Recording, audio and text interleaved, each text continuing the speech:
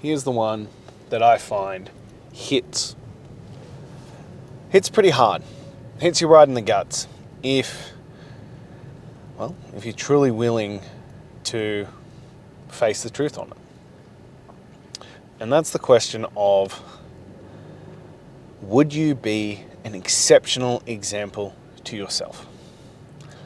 If someone took your life, your habits, your mentality, your psychology, how you show up every single day, in 126 days from now, would they be a better human being? Would their life be astronomically better? Not just a little bit better, not like 1% better, not like, they've made improvements. No, I mean like night and day different. If you saw yourself 5 years ago, maybe 10 years ago, would you be inspired by the actions that you take, the life that you live, how you show up in this world? Because if the answer isn't yes, and not just yes, a resounding hell yeah, then we need to start asking some questions about the choices that you're making, the habits that you have, the way that you live your life. Because, you should be the exceptional example. You should be so proud of yourself. You should be blown away by how far you have come in this journey. And again, in all areas though. And I think that's the overarching thing that I always come back to, that demanding greatness is, it's a life-changing protocol. It's building the greatest version of you. Yeah, it's a fitness. We use fitness as the tool, but it's the tool. The outcome, the purpose, what we're aiming for is to become the greatest version of you. It's to build the mentality, the psychology, the habits, the discipline, the fortitude, all those kinds of things. That is the purpose that we are building. That is the focus. And if the version of me from 500 plus days ago saw me now, yeah, he'd be damn proud. He'd be so proud. He'd be inspired.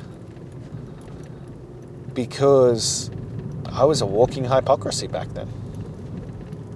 I hated every second of it. I hated who I was and how I was showing up. And yet I couldn't break free from it. I couldn't change it. I couldn't do better. I couldn't be better. And it took, as I've discussed many times on here, it took far, far too many wake-up calls to fully break free. Far too many wake-up calls to actually step into the man I know I should be. It took a stint in the hospital. It took, my daughter's first birthday. It took, my son spending 8 weeks in hospital. It took all these things of being ashamed, of not being the man I wanted to be, of, raw, unfiltered truth from my children, like, Daddy, why are your boobs bigger than mummy's? These kind of moments that were punches in the guts, that were wake-up calls, that was the universe being like, yo, buddy, this is not good enough. You are called for more. You are meant for more. And you must do more. Before I finally got my ass into gear. I finally said, enough is enough. And I'm going to do whatever is required. I'm going to pay the piper. I'm going to sacrifice who I was for who I want to be. And nowhere along that journey was it fun. Nowhere along that journey did I go, yeah, this is easy. I love this. No.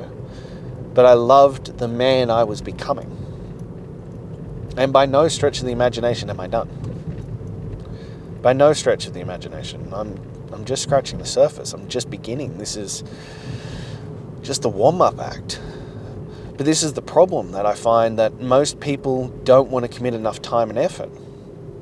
They're like, 126 days, that seems crazy. I'm like, I'm 500 plus days in. This is just the beginning. But that time will pass regardless. Your life is going to happen regardless. You might as well make it mean something. You might as well step up and do something that matters. And in what variation of that will differ? I heard a great one the other day, and people always argue the extremes. But they're like, if everybody broke free of average and stepped up into their greatness, well, then that would just become average. No, you dunce. It wouldn't. Because everybody's different. Everybody's definition of greatness is different. But I can greatly define the beginning factor. Being in great physical shape. Being a man of your word. Building discipline. And having a zero choice mentality. You start with those things. Whatever the rest of your life looks like will be great. Because you will have built those things. And then you build upon them by doing all the rest of the work. That's how you know. That's how you build a great life. And it comes back to that one. And people, it always upsets the snowflakes on this one. That you cannot be the greatest father without being in great shape. You will not convince me otherwise. You can be a good father, you can be a decent father, but you cannot be the greatest version, the greatest father you could be without being in great shape. Because A, your kids you won't be able to do things with your kids that you want to do. B, there will come a point where your health will deteriorate because you didn't make the right decisions. I had a guy argue about me with this once, and he's like, I'm a great father. And I was like, you're one bad moment away from dropping dead of a heart attack. And he wanted to argue with me, and I'm like, you won't be a great father if you're dead. These are the things that come into play. Like, you have to look after you. You have to look after your health and fitness. And beyond that, as someone who was bullied to the point of suicide because of being fat, that I was ready every day to end my life because I was bullied so harshly for being the fat kid. I can tell you that you don't want your children to go through that. And how as much as you can ensure it, you can't ensure anything because children are their own free will, but by leading by example, the greatest way that you can set them up for success is by you being in great shape. That you lead from the get-go, that you go, this is what is normal. Exercising every day is normal. Eating good food is normal. These are the choices that you make that impact them. That will have a lasting impact on how they show up. Remember, one obese parent, 50% chance the child will be obese. Two obese parents, there is an 80% chance that the child will be obese. And no, that has nothing to do with genetics before people pipe up. No, that has to do with learned habitual habits. Because if you're obese, you're going to pass along those things. If you're obese, the chances of you exercising, the chances of you eating good food, all those kinds of things and setting those habits for the kids is very, very slim. That's why it's so great.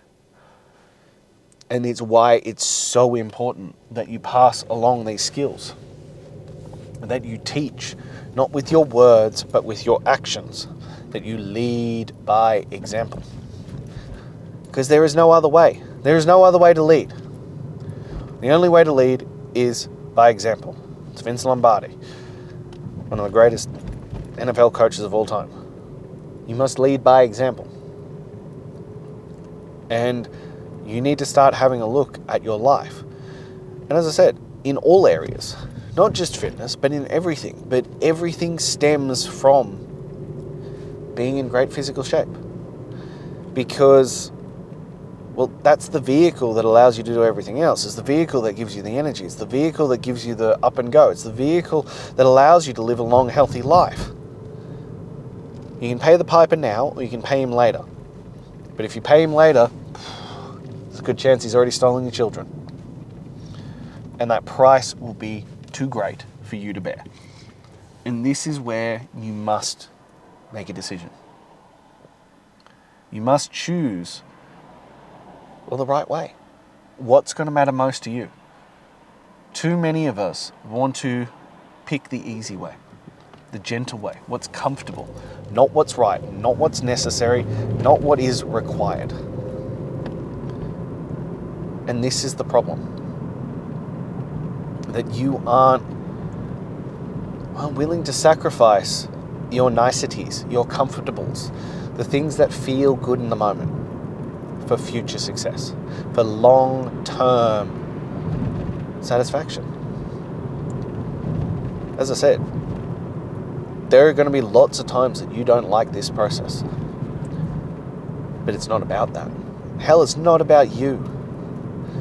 It's about those who love and care for you. But it starts with you recognizing, are you leading the exceptional life? Are you leading a life that you can be proud of? Are you leading a life that if others mimicked would produce incredible results, that would change the way they showed up? You want to be the odd one. You want to be the one that they question and ask about. You want to be the one that they go, I wish I could have his discipline, his work ethic, his grind. That's the one you want to be. But the thing is that they don't realize is they could have it too. And you could have it too. Those are skills. They're not divinely blessed upon us.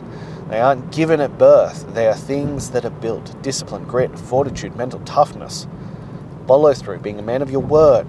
These things are built. They are skills that are developed one day at a time, one rep at a time, one set at a time, 1 minute at a time, one workout at a time, one choice at a time, repeated over and over and over again. And it is a skill that diminishes daily. The rent on it is due every single day and must be paid in full. There are a lot of those, captions out there, dues paid in full, all those kinds of things. And people think they're cheesy and they're corny and all that kind of stuff. And yet they're true.